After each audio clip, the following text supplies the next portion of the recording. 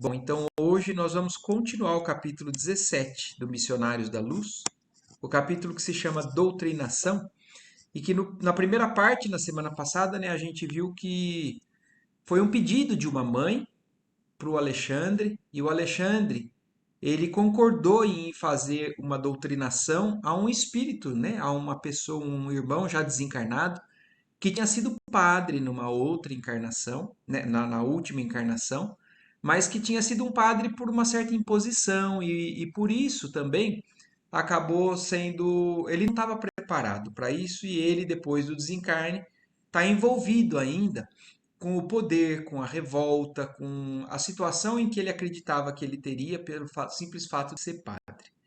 E o Alexandre aceita fazer esse movimento, né, de auxílio ao irmão Marinho, porque a mãe dele fala que ele está demonstrando já sinais de tédio com relação àquela situação.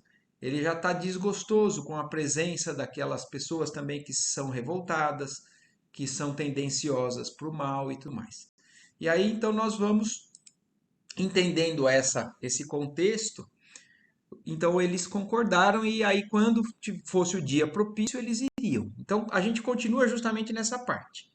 Na noite previamente marcada, acompanhei o pequeno grupo que procurou Marinho para o auxílio espiritual. Constituía-se a nossa reduzida expedição apenas de 4 entidades: o Alexandre, a genitora desencarnada, um companheiro de trabalho e eu. Então, tinham esses três, mais um que é uma pessoa ainda desconhecida para nós. Com grande surpresa, vim a saber que esse companheiro nosso, de nome Necésio, funcionaria na qualidade de intérprete junto ao sacerdote infeliz. Necésio fora igualmente padre militante e mantinha-se em padrão vibratório acessível à percepção dos amigos de ordem inferior. Então, olha isso, por que que esse quarto está indo junto, né? Ele também tinha sido padre e ele consegue manter um padrão vibratório, até por conta de talvez ter sido da mesma função na encarnação que o Marinho, ele teria uma conversa mais fácil. Então ele seria o intérprete do mundo espiritual, mas também por conta do padrão vibratório. Não é só pelo fato de ele ter sido padre, mas também pelo padrão vibratório, que o irmão Marinho está distante do André Luiz, do Alexandre e da mãe dele. Marinho não nos veria, segundo me informou Alexandre, mas enxergaria o ex-colega. Entraria em contato com ele e receberia nossas sugestões por intermédio do nosso colaborador. Então, olha isso, realmente esse Necésio seria como um médium, né, de um plano um pouco mais alto, para que o Alexandre pudesse, através da intuição, passar as informações da doutrinação que eles pretendiam fazer com esse irmão. Admirando a sabedoria que preside a semelhantes trabalhos de cooperação fraternal, segui atenciosamente o grupo que se dirigiu a uma igreja de construção antiga. Olha aqui, eles estão indo então encontrar esse desencarnado, o ex-padre, numa igreja ainda, num local. Então ele desencarnou e ainda se reúne ou está apegado ou está vivendo isso no mundo espiritual nessa igreja antiga. Esse capítulo é muito interessante porque ele nos ajuda, inclusive, a entender, a aprender como lidar, inclusive, numa reunião mediúnica com um espírito que está sendo trazido para uma doutrinação, por exemplo. E aí, só que o que está acontecendo? Então, eles estão descrevendo. No mundo espiritual, esses quatro estão indo se encontrar com o Marinho lá no plano espiritual dessa igreja. E aí, olha o André Luiz descrevendo agora. Se estivesse ainda na carne, talvez o quadro sob meu olhar me despertasse terríveis sensações de pavor. Mas agora, a condição de desencarnado impunha-me a disciplina emotiva. Então, o ambiente, apesar de ser uma igreja, no caso que está sendo descrito aqui, o André Luiz está falando, se ele ainda tivesse encarnado, ele estaria chocado. Ele estaria entrando talvez num desequilíbrio emocional frente ao que ele viu ali. Mas como desencarnado e já com uma certa instrução, ele tinha que se impor em uma certa disciplina emotiva. Então, controlar suas emoções para que não interfira no trabalho que eles estavam fazendo. Enchia-se o templo de figuras patibulares. Olha isso, patibulares são figuras, se a gente for no dicionário, são figuras de aspecto de criminoso mesmo, né? Se eu não me engano. Deixa eu até pesquisar aqui só para não. Patibulares. Olha lá, que tem aparência de criminoso. Então, essa o André Luiz está entrando numa igreja e vendo como se fosse um ambiente onde está habitado por criminosos. Por isso que ele falou: se ele tivesse encarnado, ele estaria assombrado. Mas, no momento ali, ele, na verdade, olha que honra, nosso querido Jorge. Seja bem-vindo, Jorge. Mas nós estamos aqui já na sequência do estudo. Então, ele entrando no ambiente ali da igreja, vendo que essas figuras de aspecto criminoso estavam povoando muito ali. Inúmeras entidades dos planos inferiores congregavam-se ali, cultivando além da morte as mesmas ideias de menor esforço no campo da edificação religiosa. Então, ele está descrevendo um ambiente onde espíritos que, infelizmente, mesmo estando afeiçoados a uma religião, eles estão acreditando que o céu se consegue com o mínimo esforço. E era esse padrão vibratório, eram essas entidades desencarnadas que eles encontraram ali. Alguns sacerdotes, envolvidos em vestes negras, permaneciam igualmente ao pé dos altares, enquanto um deles, que parecia exercer funções de chefia, comentava de um púlpito o poder da igreja exclusivista a que pertenciam, expondo com extrema sutileza novas teorias sobre o céu e as bem-aventuranças. Então, olha isso. Maneiras distorcidas de enxergar o próprio evangelho. Porque a gente sabe que em todas as religiões existem aqueles que são compreendedores, né, da maneira mais pura daquela palavra, do estudo, daquela vivência, e tem outros que não aceitam muito e que querem tirar proveito da situação egoístamente. Então, é esse padrão vibratório que nós estamos ouvindo aqui pela descrição do André Luiz. Infelizmente, eram espíritos que tinham sido padres, mas não eram estes padres, aqueles que a gente conhece muitas vezes, que são os mais respeitáveis, né? Os mais fiéis seguidores do Cristo. Então, eram padres que, infelizmente, tinham esses desvios. Assombrado, ouvi a palavra amiga de Alexandre, que me explicava gentilmente: não estranhe. Os desesperados e preguiçosos também se reúnem depois da transição da morte física, segundo as tendências que lhes são peculiares. Então, André Luiz estava espantado porque ele estava vendo uma reunião de espíritos menos evoluídos para continuar pregando ou fazendo o mal, ou disseminando ideias, né, de menor esforço, de desvio do caminho reto. E ele estava, e o Alexandre falando para ele: não se surpreenda, porque em todos os locais se reúnem, no mundo dos encarnados ou no mundo dos desencarnados.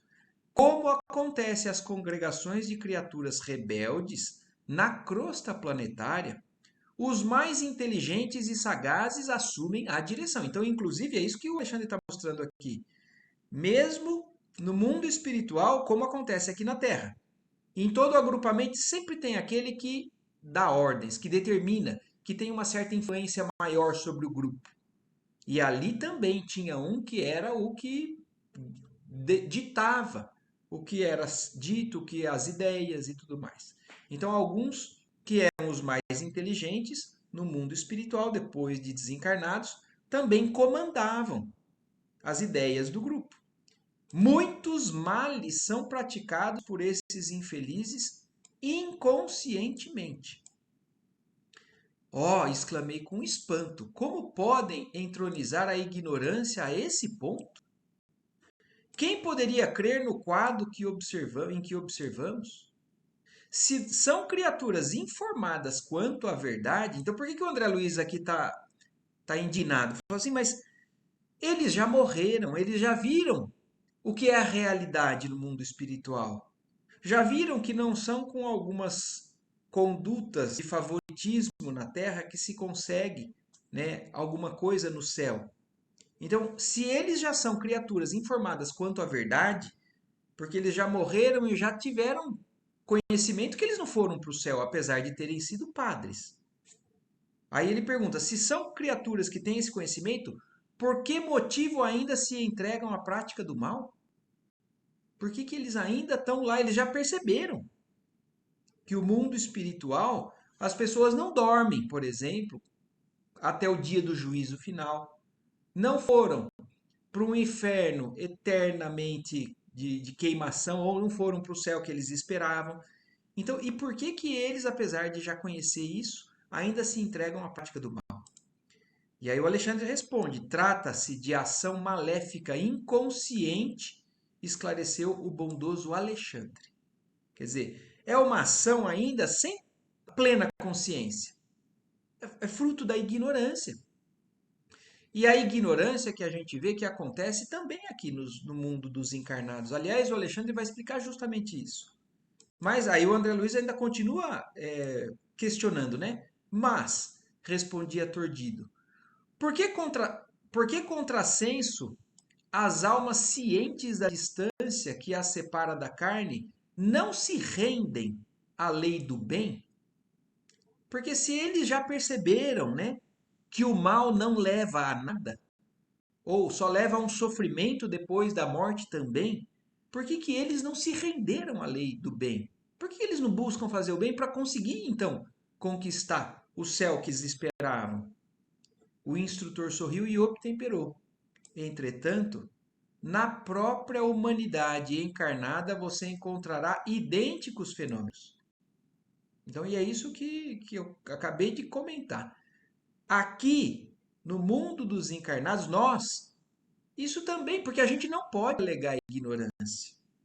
Jesus já veio e já falou o que a gente tem que fazer.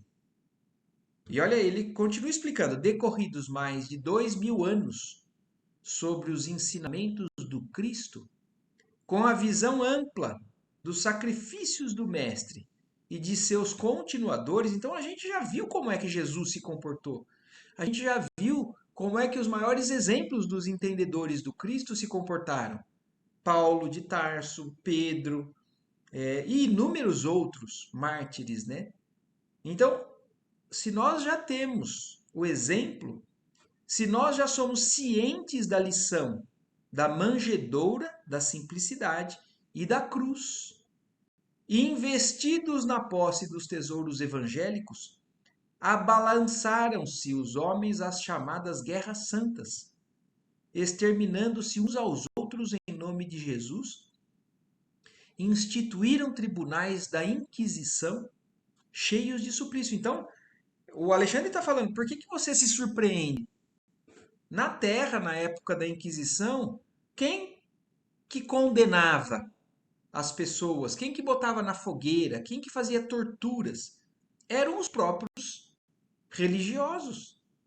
Então, não é muito difícil. E eles tinham a Bíblia, o Evangelho na mão. Eles sabiam que Jesus pregava o perdão, o bem. E por que eles agiram daquela maneira? É da mesma maneira que continuam do lado de lá. Continuam ainda defendendo uma posição por ignorância ou talvez uma certa inconsciência ainda do que é realmente, de fato, o que tem que ser feito, né? Então, essas pessoas, em nome de Jesus, mataram, derramaram muito sangue, cheios de suplício, onde pessoas de todas as condições sociais foram atormentadas aos milhares, em nome da caridade de nosso Senhor. Em nome do Senhor Jesus Cristo, eu te condeno, você vai ser o herege. Então imagina quanto absurdo que a gente viu no passado da humanidade, por ignorância destes também que assumiram essas condições. E isso não vale só para o catolicismo, porque nós estamos vendo, contando a história de um exemplo de um mau católico, né? De um católico desviado, ignorante. Mas existem os bons católicos em todos os níveis, e existem também os maus espíritas e os bons espíritas, os ignorantes e os que estão mais alinhados no caminho do bem. E não só nessas duas religiões, em todos os setores, em todas as religiões, existem os que compreendem ainda de maneira totalmente cega, ou aqueles que já realmente compreenderam de verdade, fielmente, a mensagem do Cristo. Como você verifica, a ignorância é antiga e a simples mudança de indumentária que a morte física impõe não modifica o íntimo das almas. O simples fato de morrer, de desencarnar, deixar o corpo para trás, não faz com que esses espíritos mudem no seu endurecimento de opinião. Não temos céus automáticos, temos realidades. Então não existe milagre de ir para o céu só porque eu me confessei, porque eu acredito em Jesus ou porque eu vou tomar passe. Não existe céu automático. Existe esforço para ser bom, esforço para o caminho certo ou, infelizmente, ainda o sofrimento. Sem disfarçar meu assombro, voltei a indagar. Mas, como vivem essas criaturas desventuradas? Obedecem a organizações que lhes sejam próprias? Possuem sistemas especiais? Então, como que vive? Porque o André Luiz, até então, o que ele tinha exemplo, né? Do tempo que ele tinha passado no umbral, daquele sofrimento, daquela ignorância, solto, perdido, né? Só sentindo aquele terror que ele sentia. E depois, quando ele foi acolhido, no mundo espiritual, lá em nosso lar, já uma organização do bem, né? Das cidades organizadas, do esforço, do estudo, da prática do bem, da evolução e tudo mais. Agora, o que ele está vendo?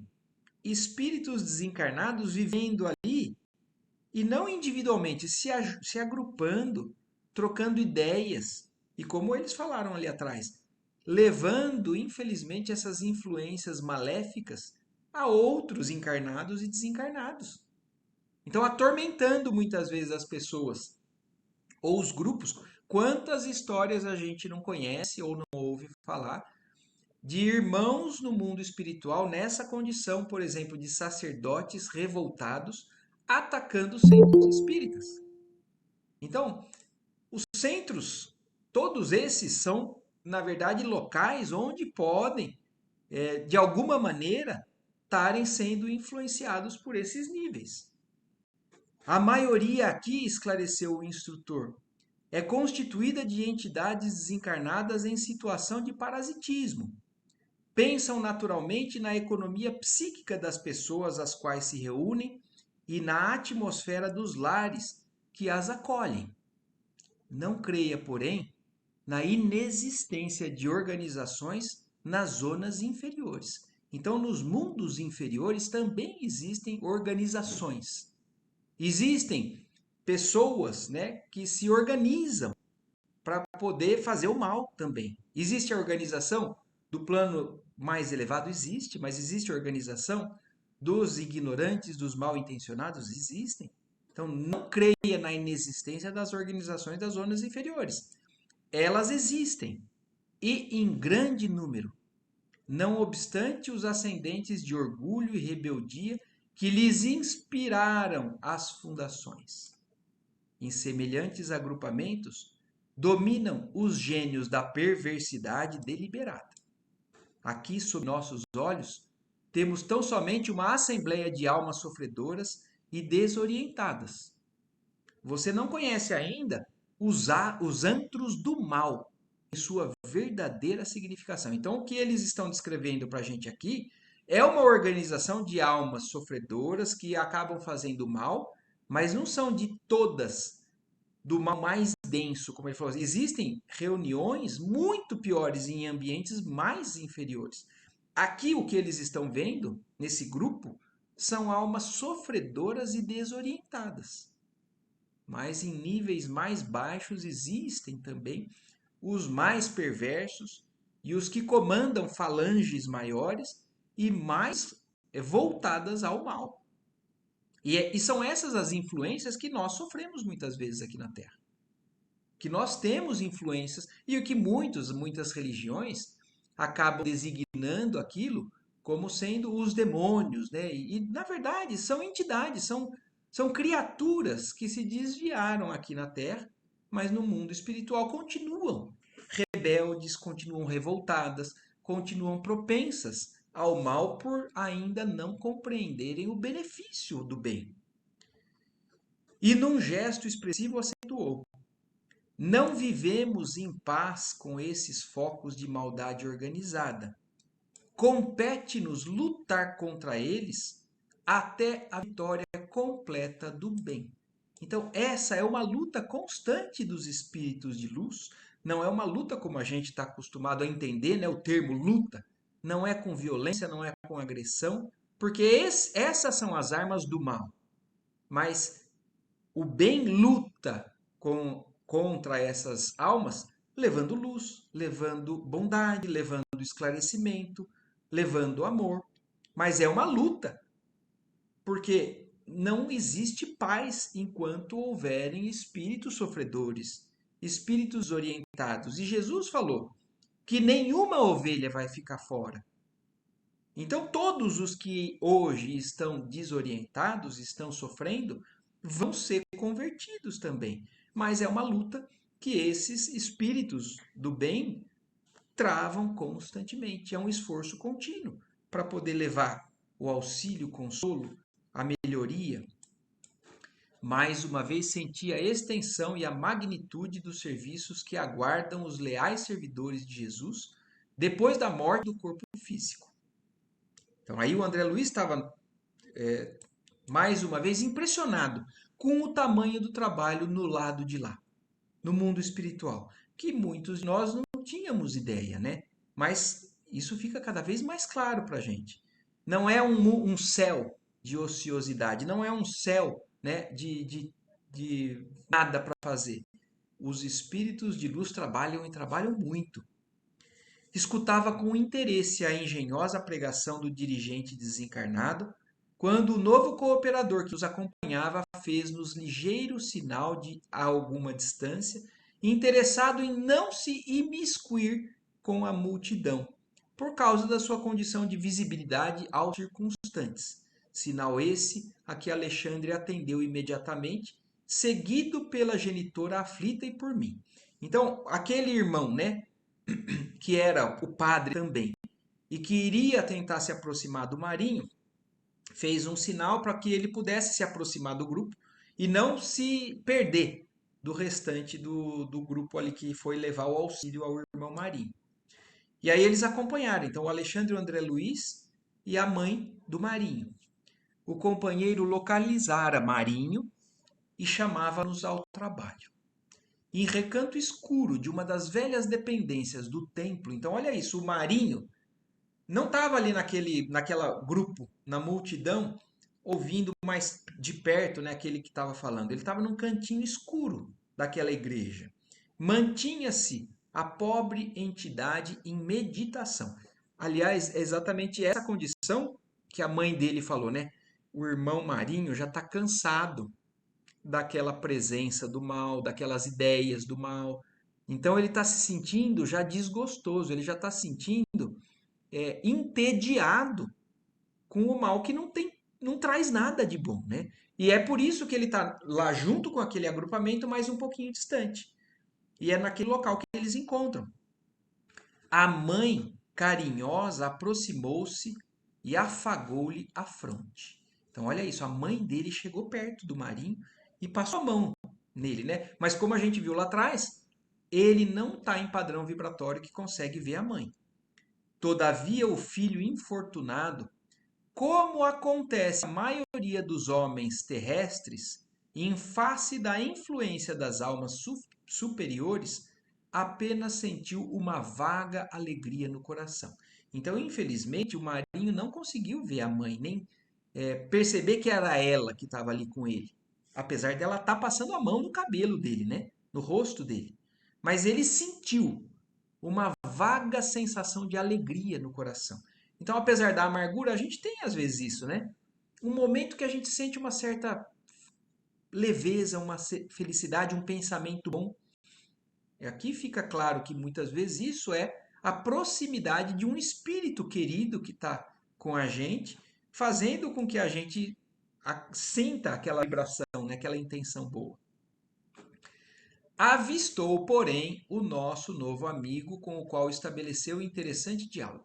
Então ele não viu a mãe, não viu o Alexandre, não viu o André Luiz, mas viu o irmão Necésio, né? Que é o outro padre que estava ali com ele. Logo após receber-lhe afetuosa saudação, perguntou Marinho surpreso: Foi também padre? Então aí ele começou a conversar, né, com aquele. E ele viu pela forma de falar, provavelmente ele tinha também a apresentação, né, da indumentária de um padre, e ele perguntou: Você foi também padre? Sim, respondeu Necésio com simpatia. Pertence aos submissos ou aos lutadores? Olha a pergunta do Marinho ao Necésio. Identificando ele como padre, falou assim: e você então é de que tipo de padre? Aos submissos ou aos lutadores? Interrogou Marinho, algo irônico, dando a entender que por submissos compreendia todos os colegas cultivadores da humildade evangélica. Então, olha como realmente o irmão Marinho é um irmão desviado, né, na forma de encarar a postura. Os padres bonzinhos são os padres bobos. Os padres que são humildes, seguidores e pregadores do evangelho, são os padres bobos, porque são submissos à vontade dos outros. Agora, no, na concepção do Marinho, não pode ser assim. Tem que ser diferente do exemplo de Jesus. Tem que ser lutador, tem que ser orgulhoso, tem que impor, não pode se submeter a ninguém. Então, essa é uma forma de pensamento totalmente equivocada que leva um espírito a essa condição do que a gente está vendo aqui. Porque isso não vale só no caso do Marinho, como de um padre, mas de qualquer um de nós. E aí, ele perguntando aquilo, né, falou. Então, o Necésio entendeu que, como submisso, ele estava se referindo aos padres humildes cultivadores do evangelho. E por lutadores, todos aqueles que, não encontrando a realidade espiritual, segundo as falsas promessas do culto exterior, que então olha isso, os lutadores são aqueles que no mundo espiritual, depois que não encontraram o céu prometido, porque muitos acham que pelo simples fato de ser padre, pode fazer o que quiser, não precisa fazer o que Jesus pediu. Eu sou padre, eu vou chegar lá numa falsa promessa de encontrar o céu só porque eu tive um culto exterior, só porque eu fiz todo o ritual, mas não me modifiquei internamente. Então, esses são os lutadores, aqueles que veem a realidade do lado de lá, se achavam entregues à faina ingrata de revolta e desesperação. Então, são aqueles que, ao invés de enxergar a verdade e se renderem com humildade, se revoltam e se desesperam. Então, essa é uma característica do orgulhoso. O humilde aceita, enxerga, se renova. O orgulhoso, então o padre Marinho está falando para o Necésio: você é dos que vão lutar com a gente contra toda essa enganação que aconteceu, né, no mundo, que falaram para a gente que era isso, mas não foi o mundo que enganou eles. Foram eles que distorceram a forma de enxergar. E aí, perguntando isso para o Necésio, Necésio responde. Olha como Necésio responde. Pertenço ao grupo da boa vontade. Respondeu Necésio com inteligência. Incapaz de perceber a nossa presença ao seu lado, Marinho fixou o nosso companheiro com sarcasmo e tristeza simultâneos e perguntou. Então aí depois dessa pergunta, né, o Marinho olhando, né, mas não percebendo ainda a influência dos outros espíritos de luz que estavam ali, falou assim: a que me procura? Quer dizer, por que você está aqui? Qual é a sua intenção de estar aqui conversando comigo? Aí Necésio continua: soube que você, meu amigo, explicou-se o interlocutor com emoção, experimenta certas dificuldades íntimas que também venho sofrendo. Então, olha como o irmão Necésio realmente consegue tocar o coração do Marinho, porque ele mostra para o Marinho que ele está se identificando um pouco com o que ele está passando. O Necésio já está em condição melhor? Tá. Mas eu estou vendo que você está mais ou menos pela situação que eu passei. E por isso eu estou aqui para tentar te ajudar da mesma maneira que eu fui ajudado. A dificuldade para conhecer o bem e o cansaço da permanência no mal. Olha como é claro esse ponto onde alguns espíritos conseguem fazer a mudança. Porque quando você tem dificuldade de enxergar o bem, mas ainda está gostando, está se comprazendo do mal, é uma coisa, mas chega um momento em que cada um de nós encontra o cansaço, porque aquilo não sustenta. E aí o Necésio fala para ele: eu percebo, eu já fiquei sabendo que você está nessa situação. De não sabe muito bem qual é o caminho do bem, está meio confuso, mas está cansado do caminho do mal. A necessidade de afeições, quer dizer, você tem vontade de ter alguém do seu lado que te ame de verdade, que tenha carinho, que faça o bem por você. A necessidade de afeições. E o tédio das companhias inferiores representaram para mim padecimentos enormes. Então o Necésio está contando para ele a sua experiência, que é muito do que o próprio irmão Marinho está experimentando. Dificuldade de entender o bem, cansaço de fazer o mal, necessidade de carinho de outras pessoas, de carinho verdadeiro. E o tédio das companhias do mal, daqueles que só não querem o seu bem, que só te prejudicam. Para ele, para o Necésio, foram padecimentos enormes. Enquanto o sacerdote triste mudava de expressão fisionômica, Necésio continuava. Então, quando ele estava ouvindo aquilo, ele começou a se interessar pelo que ele estava ouvindo, né? E aí Necésio continuou. É bem amargo reconhecer a impossibilidade de vivermos sem esperança. Então é a mais pura verdade aqui que Necésio está falando. É muito triste para qualquer ser humano reconhecer a impossibilidade de viver sem esperança. Que esperança que tem um espírito revoltado, desviado do caminho certo como esses, né? Então é muito triste, é muito amargo você viver sem esperança, conservando ao mesmo tempo o desencanto de viver. E aí o Marinho, ouvindo tudo aquilo, fala: ó, oh, sim, é verdade, exclamou o interlocutor, comovido com a observação. E por que não trabalharmos contra isso? Então aí Necésio pergunta: se você está nessa situação em que eu me encontrei, e por que não trabalhar contra tudo isso que está acontecendo? Mas como? Interrogou Marinho com inflexão dolorosa. Então, como? Ele não sabe como sair daquilo. Prometeram-nos na terra um céu aberto aos nossos títulos. Então, olha a ilusão, né? Olha o erro em que muitos caem. Não é que a igreja prometa isso. A interpretação de alguns entendem isso. Mas para o Marinho, ele achou que era fácil. Prometeram-nos na terra um céu aberto aos nossos títulos. E a morte nos revelou situações francamente opostas. Então ele teve uma surpresa no mundo espiritual. Porque, como padre, ele achou que já estava garantido uma boa situação. Mas ao reino de Deus, as leis divinas, não se engana. Jesus falou, seja bom, né? É o caminho do bem, é o caminho reto que vai levar a gente a uma condição boa do lado de lá. Qualquer desvio desse caminho é sofrimento. E aí ele continua falando, né? Como sair disso se eu achava, se eu entendia dessa maneira? Não ministrávamos nós os sacramentos? Não fomos revestidos do poder? Olha que engano desse padre, né? Achando que porque ele ministrava os sacramentos, ele tinha poder. O poder de comprar um céu com cultos exteriores.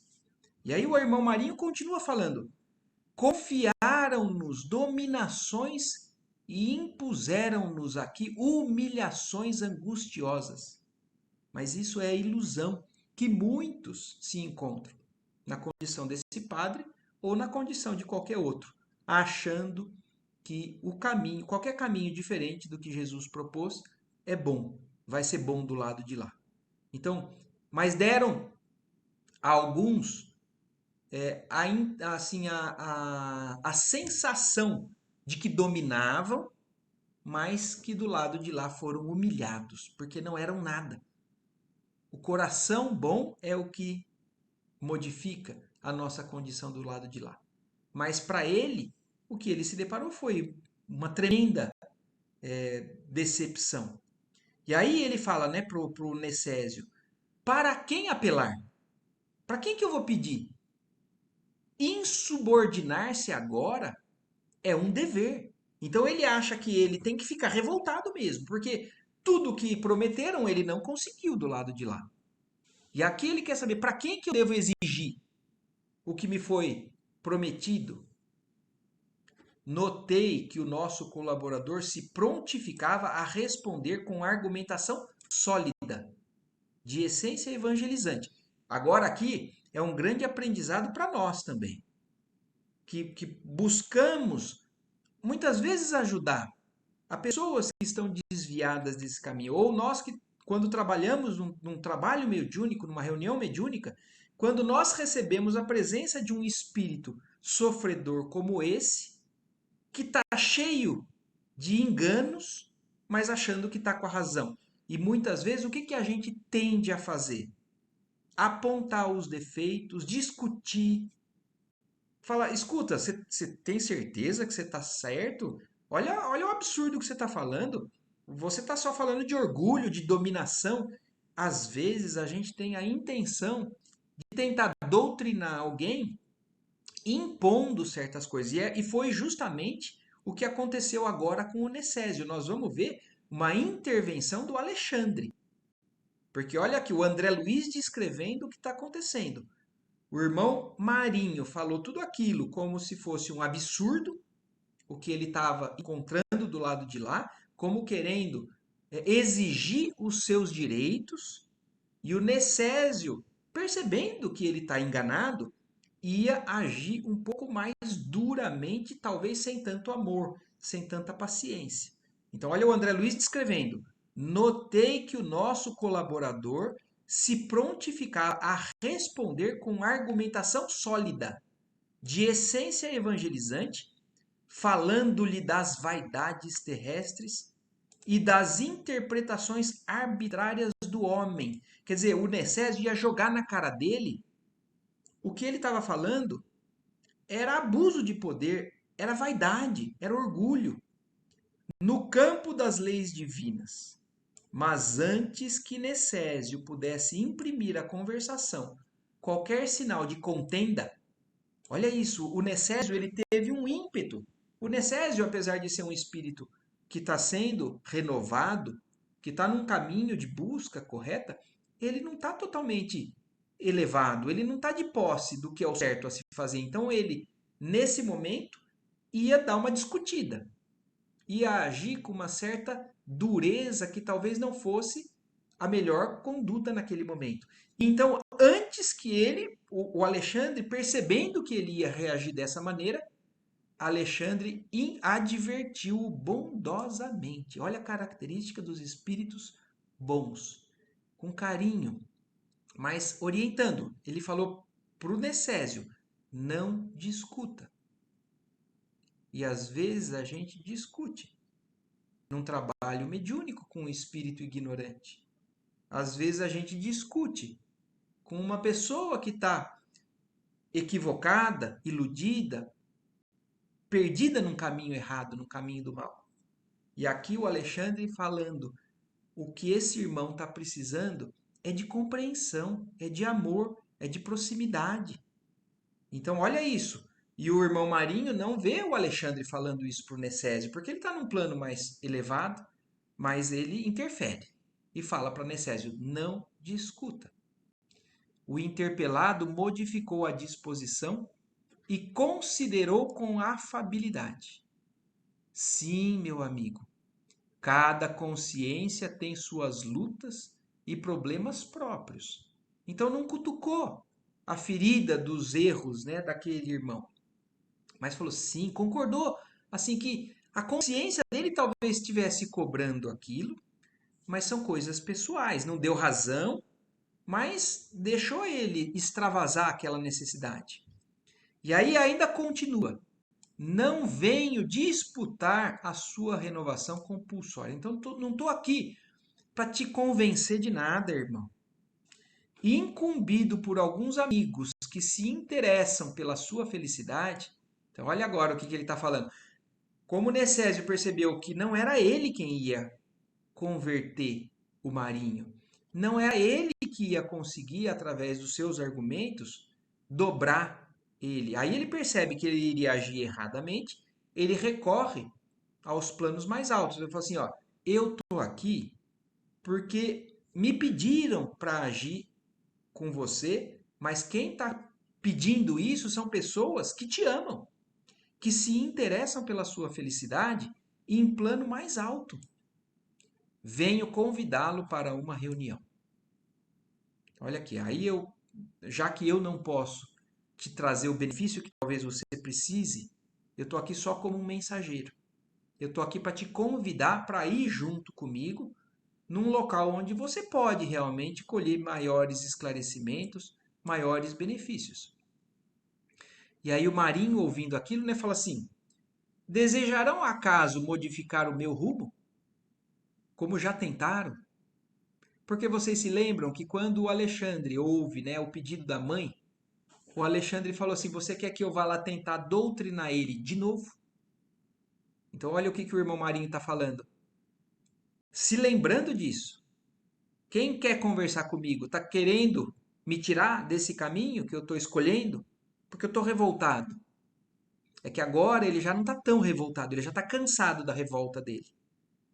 Mas é o que o irmão Marinho está perguntando. Aonde você vai me levar? É nesse lugar onde eles querem me tirar desse caminho? Como já tentaram fazer? Perguntou Marinho, curioso. Naturalmente foram avisados de seu novo estado íntimo, aludiu Necésio decidido. Então, olha o que Necésio responde. Talvez ele não falou nem que sim, nem que não. Mas o Necésio falou para o Marinho: estas pessoas que te amam, que querem o seu bem, querem a sua felicidade, eles estão aqui pedindo a sua presença para conversar com eles, porque eles foram naturalmente avisados que o seu estado íntimo está diferente. Você abriu um pouquinho as portas para receber essa informação que antes estava fechada. Por isso que da outra vez não surtiu efeito.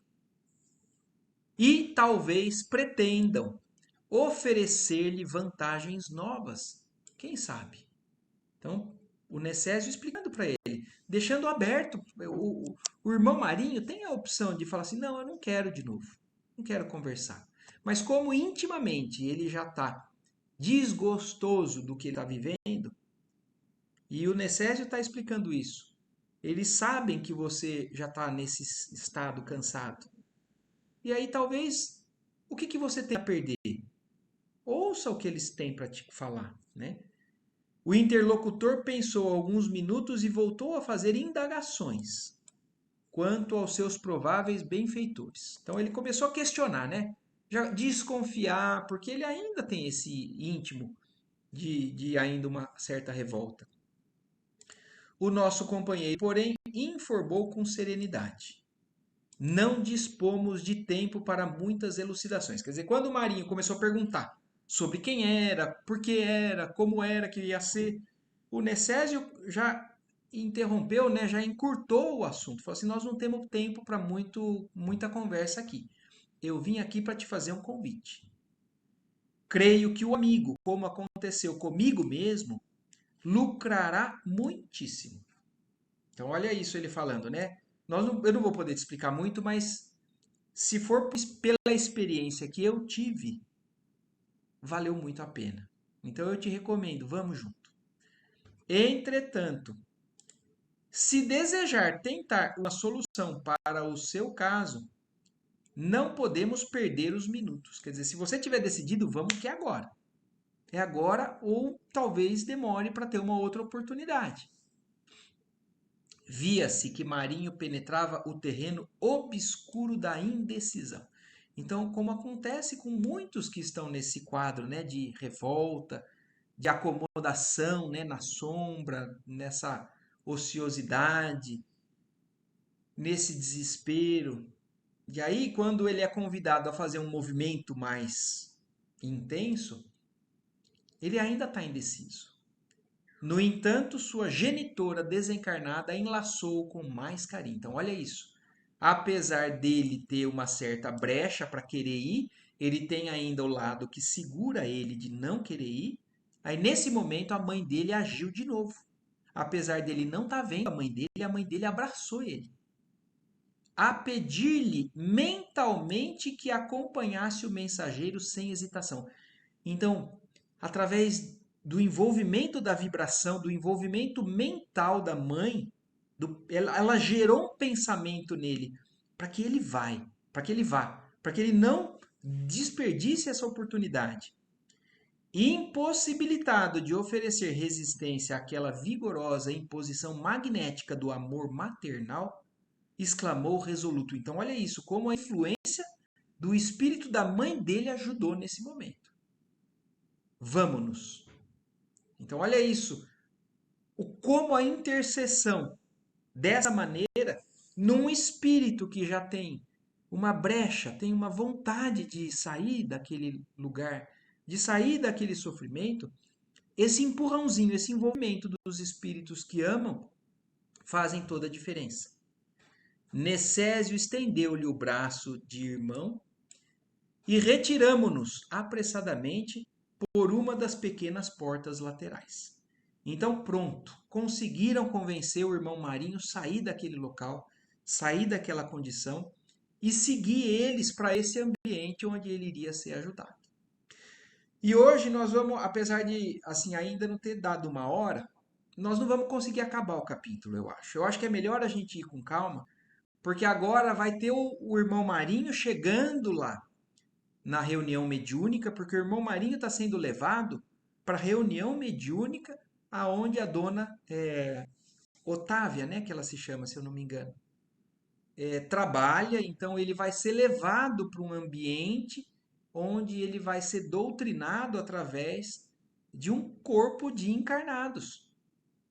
E é nesse lugar onde Alexandre vai poder atuar, onde a mãe dele vai poder atuar mais diretamente, vão convencer ele fora do ambiente negativo, do ambiente totalmente desprotegido que era lá, naquele local.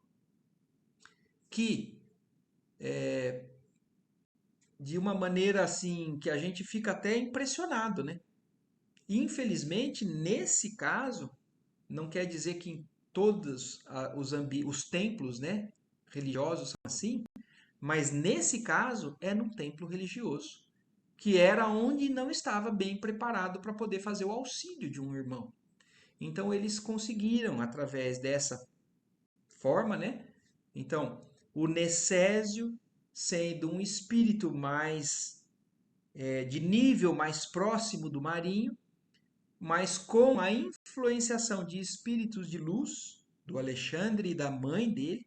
O André Luiz aqui só está presenciando, mas conseguiram então tirar o irmão Marinho de lá para ser levado e para ser doutrinado nesse ambiente. Então aí na semana que vem a gente termina com o desfecho. O que vai acontecer nessa reunião mediúnica? Como é que o irmão Marinho vai se comportar? Como é que eles vão lidar? Porque e tudo isso é um aprendizado para nós. Para mim, pelo menos. Tem muita coisa aqui que, principalmente naquele momento, né, em que o Alexandre interviu e falou assim: não discuta. Você pode estar muito bem intencionado, mas você falando dessa maneira não vai conseguir o que você precisa. E aí adiou o que era para ser dito no local adequado, da maneira adequada, com o envolvimento adequado para poder ser realmente bom para o Marinho e não mais uma tentativa que pudesse cair em fracasso, né? Certo, gente? Ficou assim claro o que está acontecendo? Alguma dúvida, alguma observação que vocês queiram fazer? Senão nós encerramos por aqui hoje e semana que vem estaremos de volta. Vamos agradecer a Deus mais uma vez pela oportunidade da gente estar junto aqui, buscando esse entendimento, né? Buscando essas palavras que o nosso querido Chico nos traz através do André Luiz. Certo? Boa noite a Beleza. todos. Até semana que vem.